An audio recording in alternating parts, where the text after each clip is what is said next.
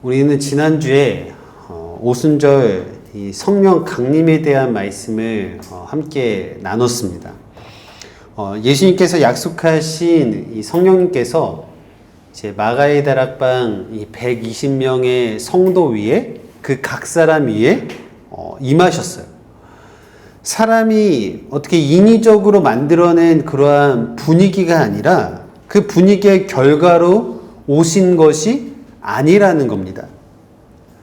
성령님께서 어떻게 오셨습니까? 호련히, 그죠? 갑자기 하늘로부터 임하셨다라는 겁니다.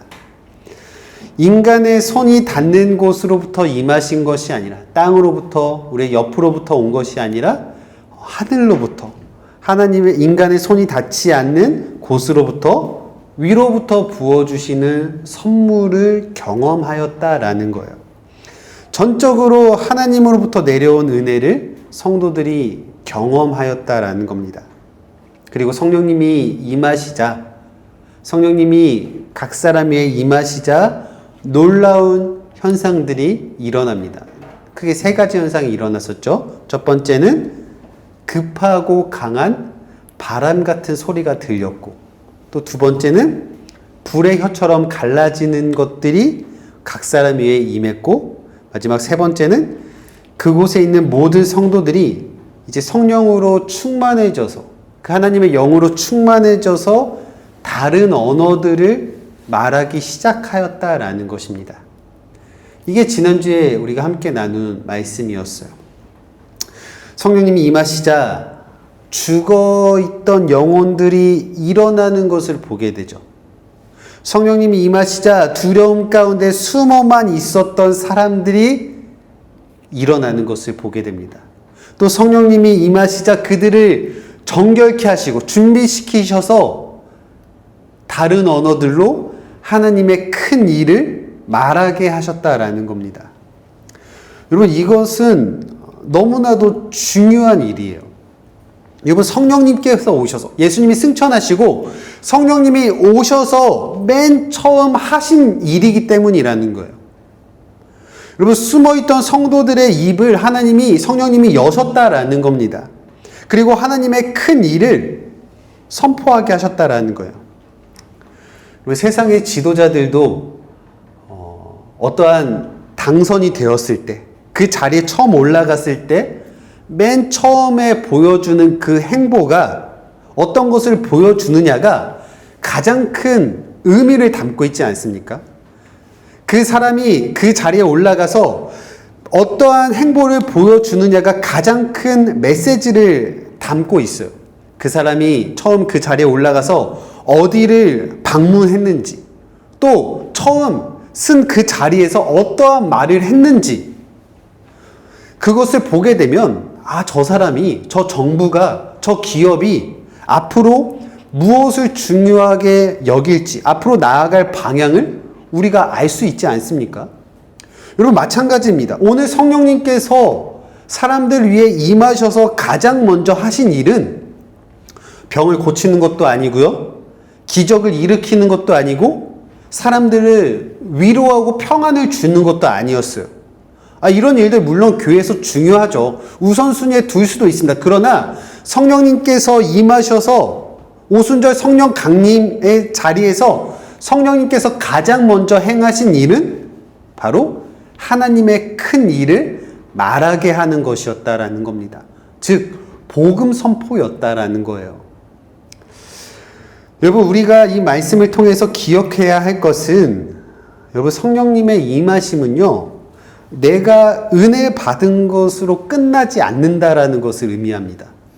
내가 성령을 받았어요. 내가 은혜를 받았어요. 근데 그 은혜를 그 감동을 나만 가지고 있는 것이 아니라, 이제는 나의 입술을 열어서 세상으로 나아가서 하나님의 일을 세상 가운데 말하게 했다라는 것을 여러분, 우리가 기억해야 될 줄 믿습니다. 여러분, 정말 우리가 성령의 사람이라고 한다면, 내 안에 계신 성령의 영이, 하나님의 영이 정말 실제라고 한다면, 우리의 입술은 절대로 굳게 닫혀 있을 수 없습니다.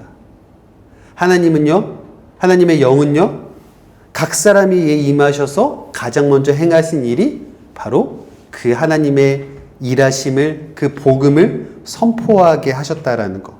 그리고 그 성령의 일하심으로, 임하심으로 이제 새로운 시대가 열리게 됩니다. 그런데 오늘 본문은요, 우리가 지난주에 살펴봤던 그 성령의 임하심에서 한 걸음 더 나아가게 됩니다. 성령을 체험한 120명의 성도들이 하나님의 큰 일을 세상 가운데 말하니까 그 말을 들은 사람들의 반응이 어떠했는지를 보여주고 있어요. 우리 7절과 8절 한번 읽어볼까요? 시작. 다 놀라 신기하게 여겨 이르되 보라, 이 말을 하는 사람들이 다 갈릴리 사람이 아니냐? 우리가 각 사람이 난 곳 방언으로 듣게 되는 것이 어찌 됨이냐?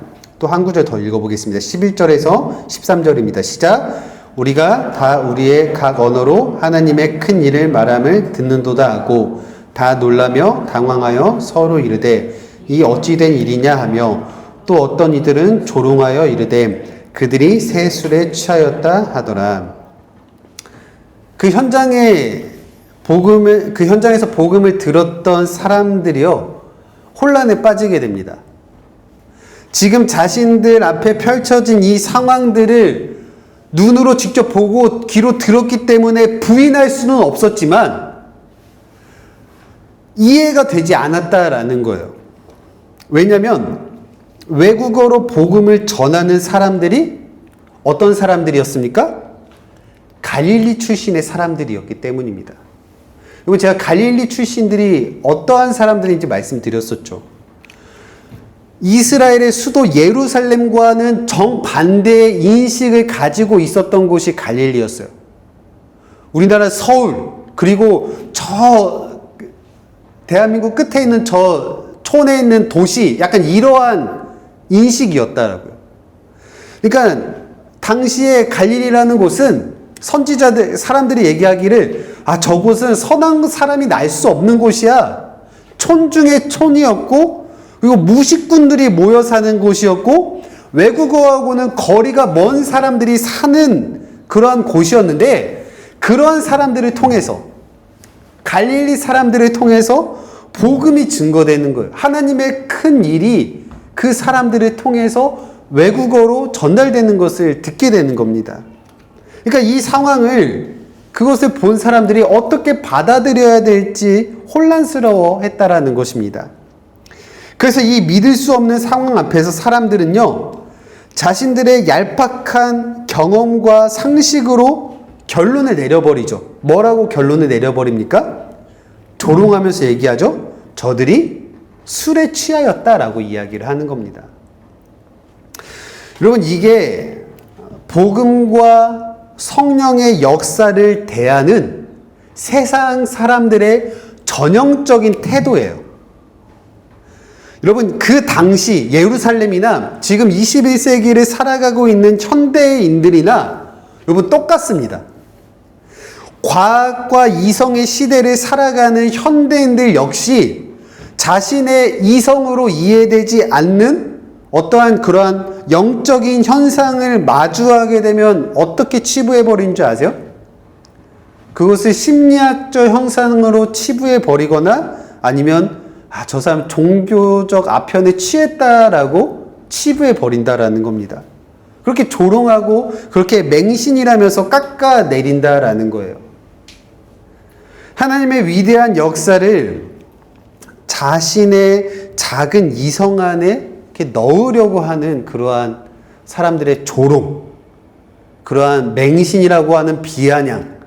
여러분, 지금도 똑같고요. 이 당시에도 똑같다라는 거예요. 자신들이 이해되지 않으니까 그 하나님의 일하심을 보니까 저 사람들 술에 취했네 라고 조롱하고 있는 겁니다. 그러나 여러분, 사람의 말은요, 곧 그 사람의 영적 상태를 보여주는 거예요. 여러분, 이러한 말이 있습니다. 부지연 무의지인이라는 말이 있어요. 이게 무슨 말입니까? 사람의 말을 알지 못하면 그 사람을 알 수 없다라는 말입니다. 근데 반대로 얘기하면 뭐예요? 그 사람의 말을 알면 그 사람이 어떤 사람인지 알 수 있다라는 것이죠. 여러분, 성경도 우리에게 이렇게 얘기합니다. 마음에 가득한 것을 입으로 말한다라고 얘기를 합니다. 그 사람이 어떠한 말을 하는지를 보게 되면 그 사람이 무엇을 중요하게 여기는지를 알 수 있고요. 그 사람의 말을 들어보면 그 사람이 무엇에 분노하고 무엇에 기뻐하는지를 알 수 있다라는 겁니다. 여러분, 그 사람이 말하는 것을 들어보면요, 그 사람이 어떠한 사람인지를 알 수 있고요, 그 사람이 말하는 것을 들어보면 그 안에 어떠한 것들로 가득 차 있는지, 그 사람의 주된 관심사가 무엇인지를 알 수 있습니다. 무슨 말입니까? 여러분, 사람의 말은 그냥 단순한 소리가 아니라는 거예요. 사람의 말은요, 마음의 출구라는 겁니다. 그 사람 안에 어떠한 것이 가득하냐에 따라서 그것은 반드시 뭐로 나온다고요? 우리의 말로 나온다라는 겁니다. 조롱, 판단, 부정적인 말을 쉽게 내뱉는 사람의 내면에 여러분, 어떠한 것이 가득 차 있는지 우리는 알 수 있다라는 겁니다. 그래서 여러분들이 속한 공동체가, 여러분들이 속해 있는 가정이 건강한지 아닌지를 보려면 그 사람들이 모여서, 그 무리가 모여서, 그 구성원들이 모여서 무슨 말을 하고 있는지를 들어보면 알 수 있다라는 겁니다. 우리는 객관적인 비판을 하는 거야, 우리 객관적으로 보는 거야, 이렇게 얘기한다 할지라도 그 공동체가 모여서 매일 어떠한 걸 비판하고 비난하고, 여러분, 이런 말을 하는 공동체, 여러분, 과연 건강한 공동체일까요? 서로를 헐뜯고 흉보고 신뢰하지 못하는 말이 오고 가는, 판단이 오고 가는 공동체의 중심에 하나님의 인도하심을 받고 있을 리가 만무하다라는 겁니다. 여러분, 또 그와는 정반대의 사람들도 있어요. 오늘 본문의 이 베드로의 말을 보십시오. 베드로는요, 세상적인 이야기를 하고 있지 않습니다. 그는 사람들의 조롱 앞에서도 흔들림 없이 하나님의 말씀만, 예수 그리스도만 선포하고 있다라는 것을 우리는 보게 됩니다. 바로 베드로의 주된 관심이, 그의 마음에 가득한 것이 하나님의 말씀이었기 때문이라는 것입니다. 여러분들은 어떠한 말을 자주 하십니까? 여러분들의 가정에서, 여러분들의 교회에서, 또 여러분들의 직장에서, 학교에서 사람들과 같이 모여 있을 때 여러분들의 입에서 주로 나오는 말이 어떠한 말들이 나오고 있습니까? 불평이지 않습니까? 조롱이지 않습니까? 판단이지 않습니까? 아니면 하나님의 은혜를 얘기하고 있으세요? 사람을 살리는 말로 사람을 세우고 있으십니까?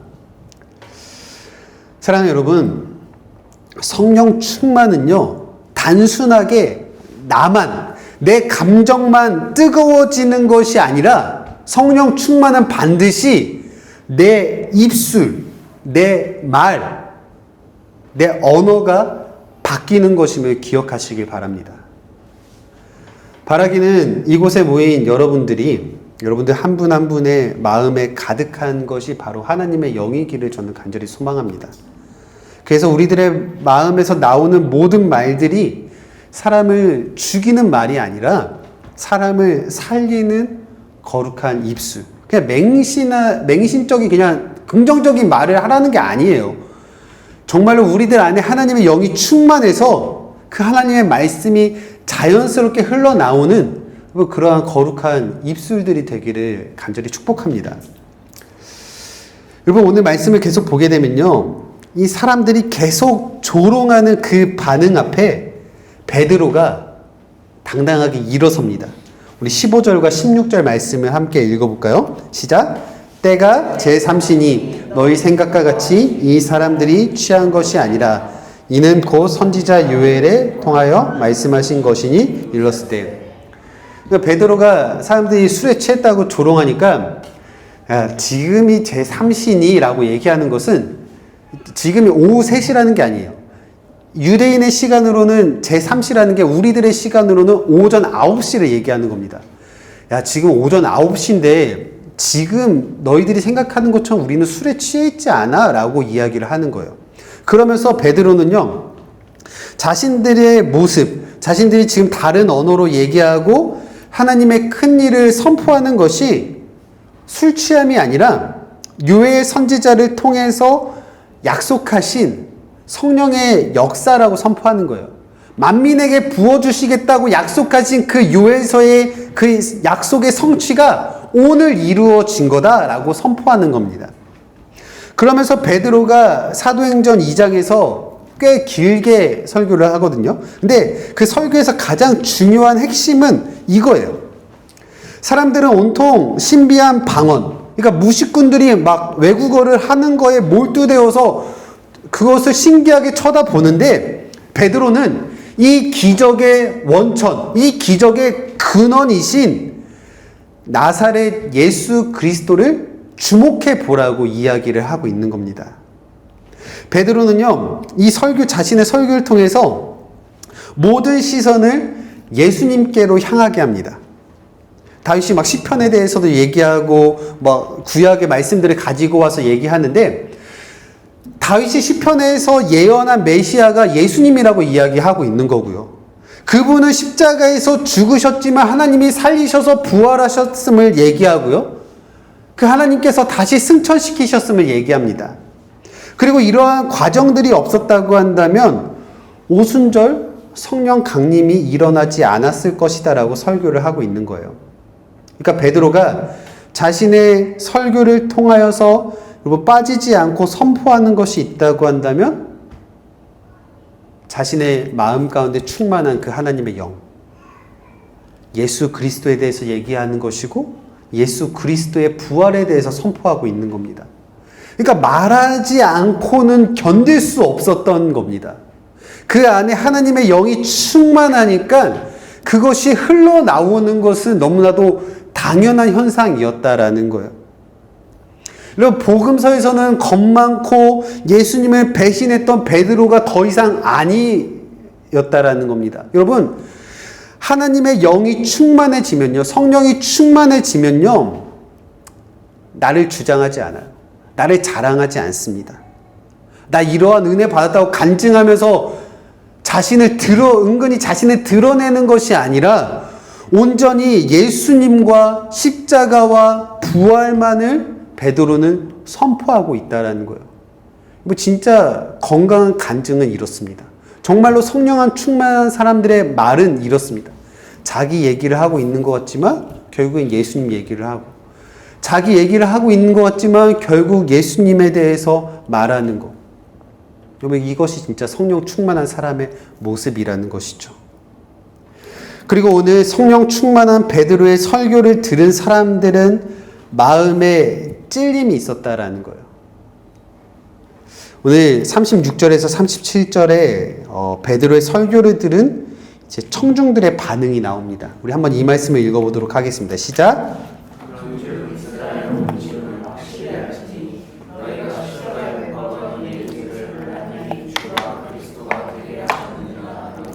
그들이 이 말을 듣고 마음에 찔려 베드로와 다른 사도들에게 물어 이르되, 형제들아, 우리가 어찌할꼬 하거늘. 오늘 본문은 베드로의 설교를 듣고 있는 이 청중들의 반응을 우리들에게 보여주고 있어요. 뭐라고 얘기하고 있습니까? 마음에 찔려 우리가 어찌할꼬, 이렇게 얘기했다라는 겁니다. 베드로의 설교를 들은 사람들은요, 모두 다 마음에 강한 찔림을 받았다라는 거예요. 여기 37절에서 얘기하고 있는 찔리다라는 말의 원어는요, 이런 의미가 내포되어져 있습니다. 말 발굽으로 땅을 짓밟을 때 그 땅이 움푹 패이는 상태를 얘기하는 거예요.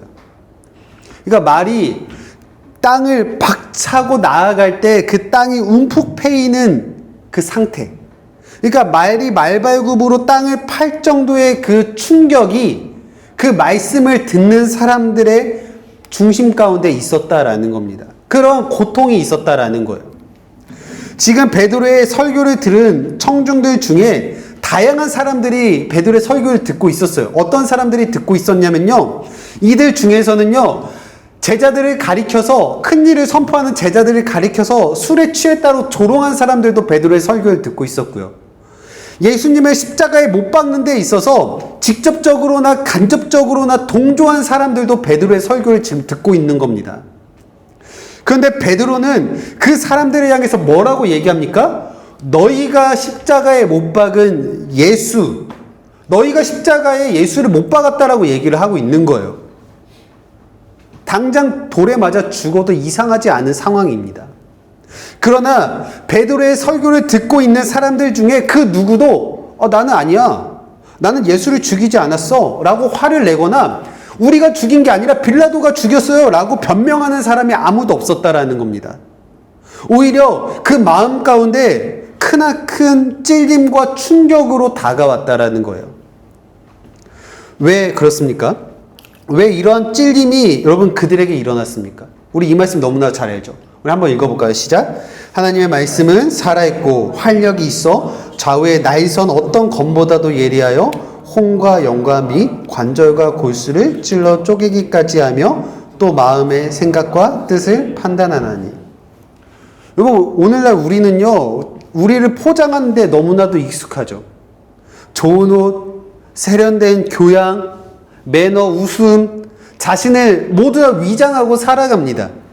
남들에게 괜찮은 사람처럼 보이기 위해서 우리는요, 부단히 노력해요. 그러나 살아서 역사하시는 하나님의 말씀은요, 정말로 살아서 역사하시는 하나님의 말씀은요, 모든 가식과 위장의 껍데기를 뚫고 나온다라는 거예요. 좌우의 날선 검과 같은 말씀이 마치 우리가 이 공항에 가게 되면 그 검색대의 모든 엑스레이를 통해서 이렇게 통과하면 다 드러나는 것처럼, 여러분, 하나님의 말씀은 우리의 내면 깊은 곳에 숨겨둔 우리들의 죄악과 실체와 그 밑바닥을요, 드러나게 한다라는 겁니다. 제가 말씀을 준비하면서 여러분들을 찔렀기 때문에 여러분들이 찔림이 온 게 아니라, 하나님의 말씀은 좌우의 날선 어떤 검보다도 예리하기 때문에 우리의 혼과 영과 및 관절과 골수, 또 우리의 마음과 생각을 찌른다라고 오늘 성경은 얘기하고 있는 겁니다. 여러분, 이것이 진짜 말씀을 들은 사람들의 모습이라는 거예요. 오늘 베드로를 통해서 하나님의 말씀을 제대로 들은 사람들은요, 조금도 지체하지 않고 그 충격 앞에 탄식합니다. 뭐라고 탄식합니까? 우리가 어찌할꼬. 자신에게 소망 없음을 발견하고 탄식하는 거예요. 어떻게 해야 됩니까? 하나님, 저 어떻게 해야 됩니까? 어찌할꼬. 사랑하는 여러분, 하나님의 말씀은요, 여러분, 전 좋은 설교야, 저거는 나쁜 설교야, 평가하는 게 아니라 반응하는 거예요. 하나님의 말씀은 우리가 평가하는 게 아니고 우리가 반응하는 겁니다. 진짜 제대로 된 말씀의 검으로 여러분 찔리게 되면 그 말씀 앞에 엎드리게 되고요, 탄식이 흘러나오는 거예요. 그러나 그들이 느낀 그 절망의 탄식은요, 우리가 어찌할꼬 한 그 절망의 탄식은 절망이 아니라 소망의 시작이었음을 우리는 잘 알고 있습니다.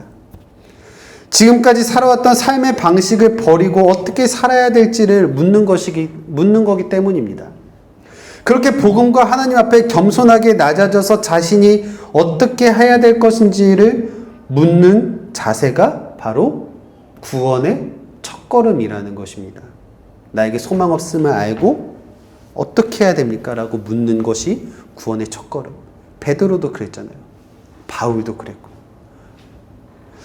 사랑하는 성도 여러분, 이 마음에서부터 이미 하나님의 역사는 시작되었습니다.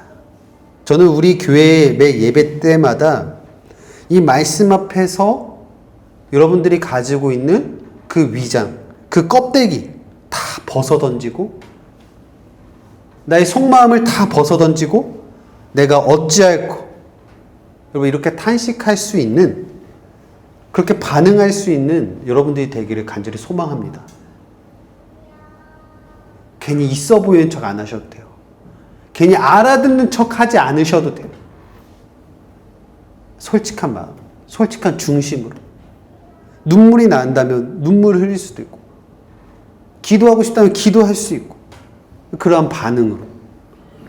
그럴 때 하나님께서 역사하시는 구원의 첫걸음이 시작되는 줄 믿습니다. 그리고 이 탄식 앞에 이렇게 서 있는 사람들에게 베드로는 두 가지 길을 제시합니다. 우리 38절의 말씀을 함께 읽겠습니다. 시작. 베드로가 이르되 너희는 회개하여 각각 예수 그리스도의 이름으로 세례를 받고 죄 사함을 받으라. 그리하면 성령의 선물을 받으리니.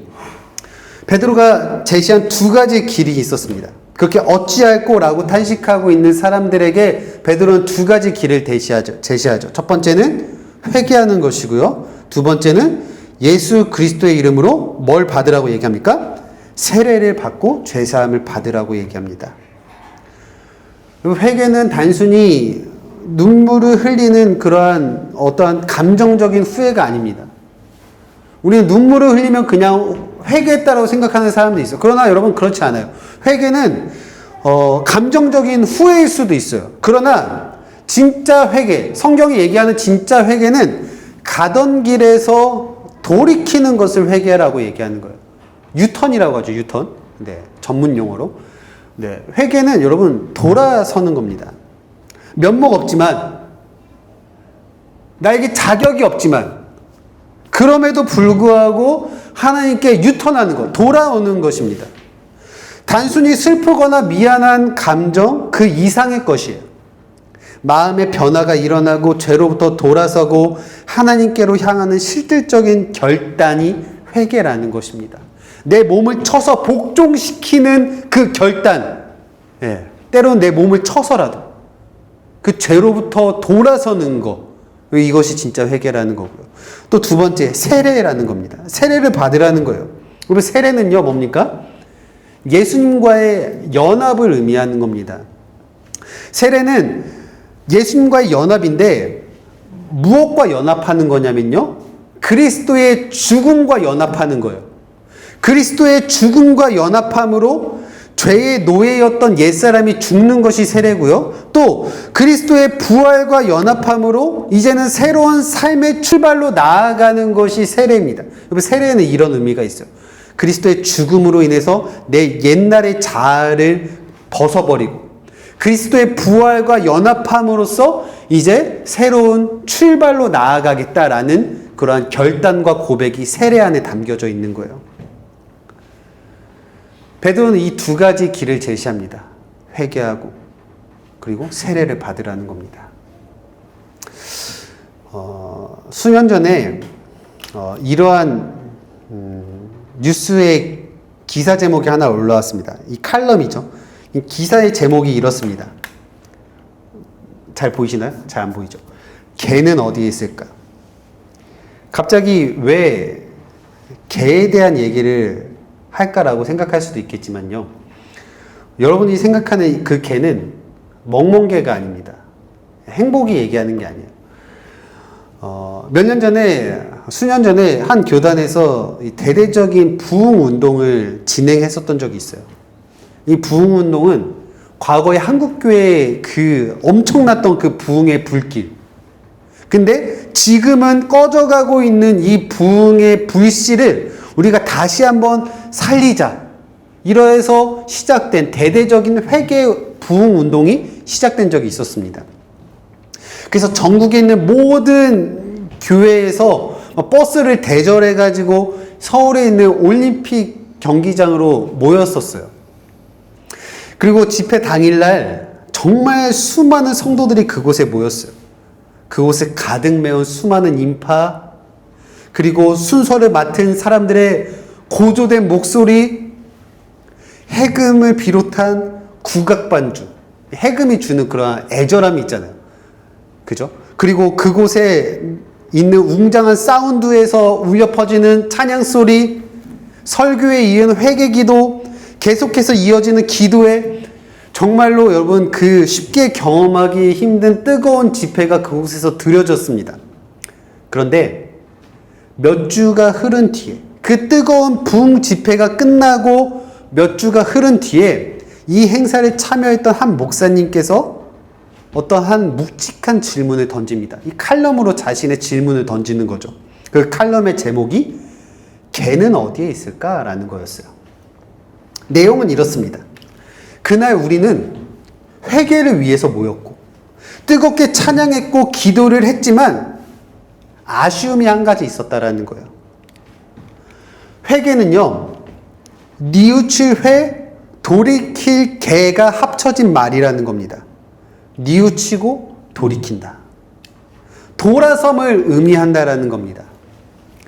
그리고 그날 우리는 화려한 조명 아래에서 눈물을 흘리며 자신의 죄를 뉘우치는 회는 뜨겁게 경험했다라는 거예요.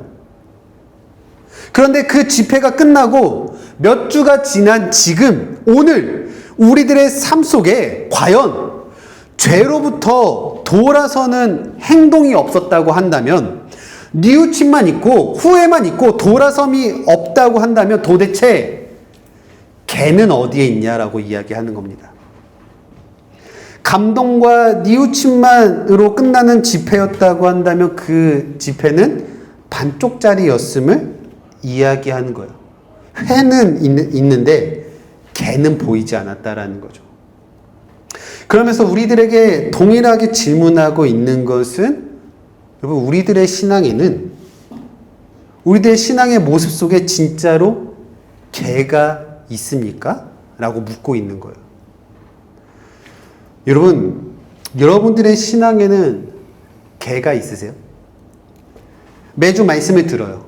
매주 깨닫는다고 얘기하고 뉘우침도 있고요, 후회도 있고 회개도 했는데, 회개를 했다고 생각했는데, 그래서 내가 갔던 길에서 돌아서는 진정한 돌아섬이 있는지를 묻고 있는 겁니다. 오늘날 기독교가 세상으로부터 조롱받는 이유가 여러분 무엇입니까? 주일 예배당 안에서는 눈물을 흘리면서 회는 하지만 월요일부터 시작되는 세상의 삶 속에서는 여전히 변하지 않는, 돌아섬이 없는, 개가 없는 삶을 살고 있기 때문이지 않습니까? 그런데 오늘 사도행전 2장에서 베드로의 설교를 들은 사람들은 달랐습니다.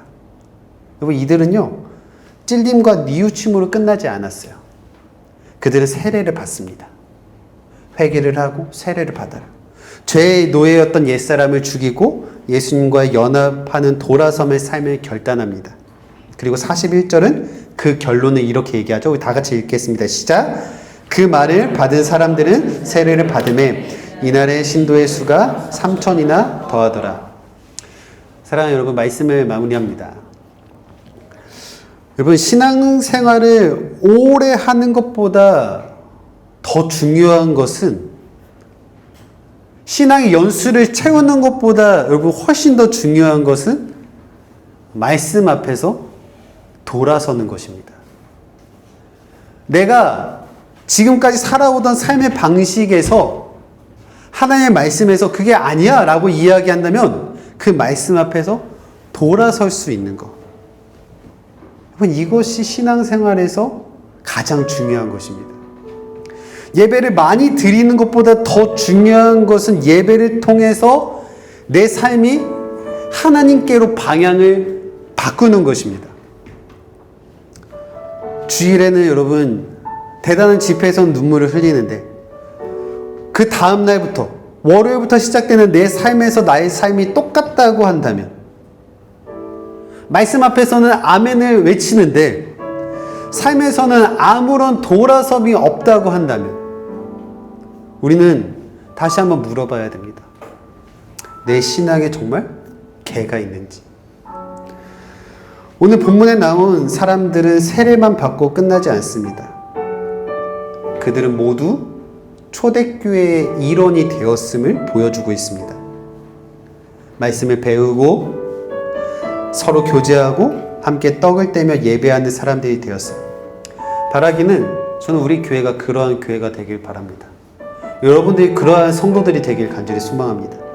말씀을 평가하는 사람들이 아니라 말씀을 평가하는 교회가 아니라 말씀 앞에 반응하는 것을 선택하는 교회가 되시길 바랍니다. 찔림은 있지만 돌아섬이 없는 그런 교회가 아니라 하나님께로 실제로 방향을 바꾸는 교회.